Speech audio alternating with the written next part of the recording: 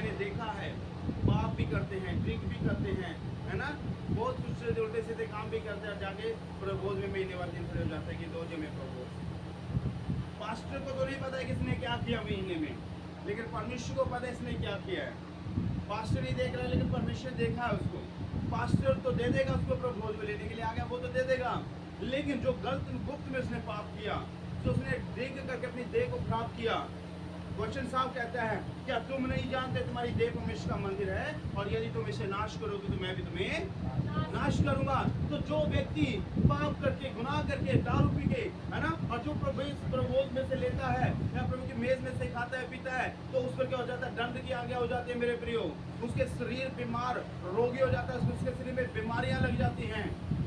Hallelujah, उसके शरीर में बीमारियां लग जाती हैं, तरह तरह की बीमारियां जन्म ले लेते हैं, क्यों? उसने गलत तरीके से लिया है। और बीमारियों की वजह से बहुत से लोग इतने निर्बल, इतने रोगी हो जाते हैं कि उनकी मौत भी हो जाती है और इस संसार को छोड़कर चले भी जाते हैं। हालेलुया, बहुत से लिखे ना, बहुत से लोग में सो भी गए हैं। करें सोने का मतलब वो मर चुके हैं, वो जा चुके हैं इस दुनिया से, जिन्होंने गलत तरीके से प्रभोज को लिया। ये गलत तरीके से हम प्रभु की मेज में शामिल नहीं होना है, इसलिए अपने आप को में जांचना है, परखना है और तब जाके प्रभु की भोज में शामिल होना है।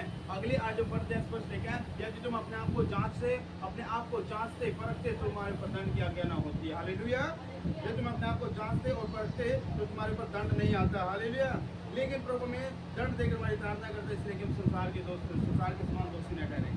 हालेलुया, परमेश्वर इसीलिए हमें दंड देता है अगर हम गलत तरीके से प्रभोज को लेते हैं, इसीलिए हमें ताड़ना देता है कि वो हमसे प्रेम करता है और वो नहीं चाहता कि हम संसार की तरह हम भी पापी ठहरे, हम भी दोषी ठहरे, हम भी नरक में जाएं।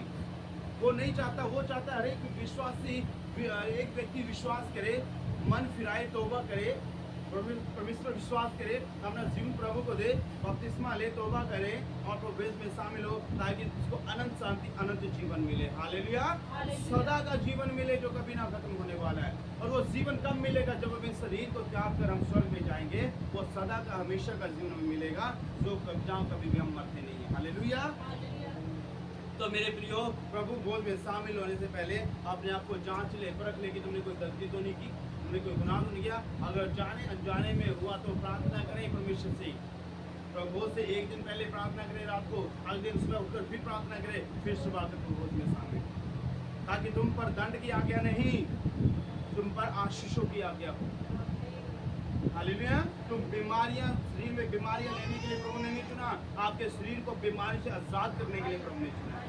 आपको रोग देने के लिए परमेश्वर ने अपने पास नहीं बुलाया, आपको रोगों से छुटकारा देने के लिए, बीमारी से छुटकारा देने के लिए प्रभु ने आपको बुलाया है मेरे प्रियो। हालेलुया, तो ऐसी कुर्बानी कौन दे सकता है, ऐसी कीमत कौन अदा कर सकता है जो प्रभु यीशु मसीह ने की। हालेलुया, क्या आप अपने बेटे को बलि कर सकते हैं? क्या आप अपने बेटे को आप कुर्बान कर सकते हैं? किसी के लिए नहीं कर सकते, वो भी अपने बच्चों को कुर्बान नहीं कर सकता किसी के भी गुनाह पापों के लिए, लेकिन स्वर्गीय पिता ने अपने प्रिय पुत्र यीशु मसीह को कुर्बान कर दिया हमारे और आपके गुनाहों से भी छुड़ाने के लिए, आजाद कराने के लिए। हालेलुया, सो मेरे प्रिय प्रभु का धन्यवाद करते हैं। प्रभु का लहू क्या है? हमें आजादी देता है, प्रभु का लहू में छुटकारा देता है, प्रभु का लहू में जीवन देता है, प्रभु के लहू में चंगाई है, शिफा है, वो हमें शुद्ध करता है हमारे गुनाह, हर एक पाप से। हालेलुया, तो इसीलिए प्रभु का धन्यवाद हो इस पवित्र मेज में एक व्यक्ति को शामिल होना।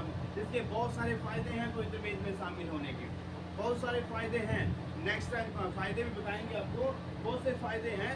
एक फायदा ये भी है प्रभु में शामिल होने का, प्रभु यीशु मसीह ने कहा जो कि मेरे देह में से खाएगा, मेरे लहू में से पिएगा, वो हमेशा के लिए मैं उसके अंदर स्थिर रहूंगा, हमेशा के लिए उसके अंदर स्थिर रहूंगा और वो मेरे अंदर स्थिर रहेगा।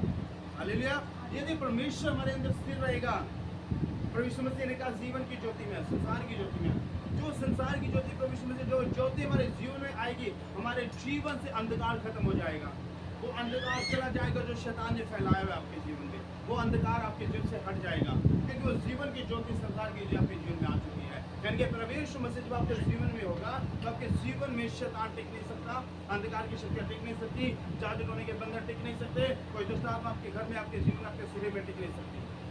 हालेलुया, यदि आप प्रभु को लेंगे और प्रभु लेंगे तो आपके शरीर के अंदर जाएगा, और परमेश्वर जब आपके जीवन में, आपके शरीर के अंदर परमेश्वर होगा तो भला शैतान कहाँ से आएगा। हालेलुया, जब परमेश्वर मसीह आपके जीवन में एंटर करेगा तो बीमारियां भागेंगी आपके जीवन को छोड़कर। हालेलुया।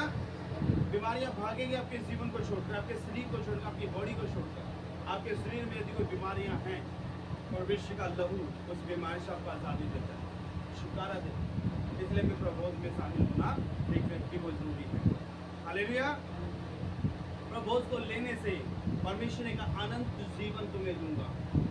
प्रभु मसीह ने कहा जो इस पवित्र मेज में शामिल होगा, प्रबोध में शामिल होगा, जो मेरे देह के मांस में से खाएगा, मेरे लोह में से पिएगा, कह रहा कि मैं अनंत जीवन भी उसको दूंगा।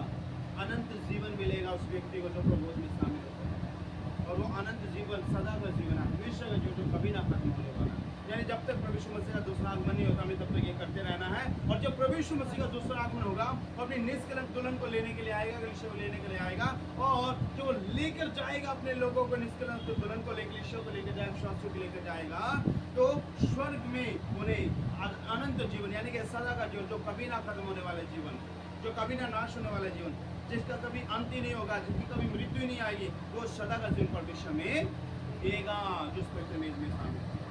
हालेलुया। सो मेरे प्रियो, प्रभु का धन्यवाद करते हैं। खुदावंद का विश्व की महिमा हो, परमेश्वर के साथ बने रहें, ईमान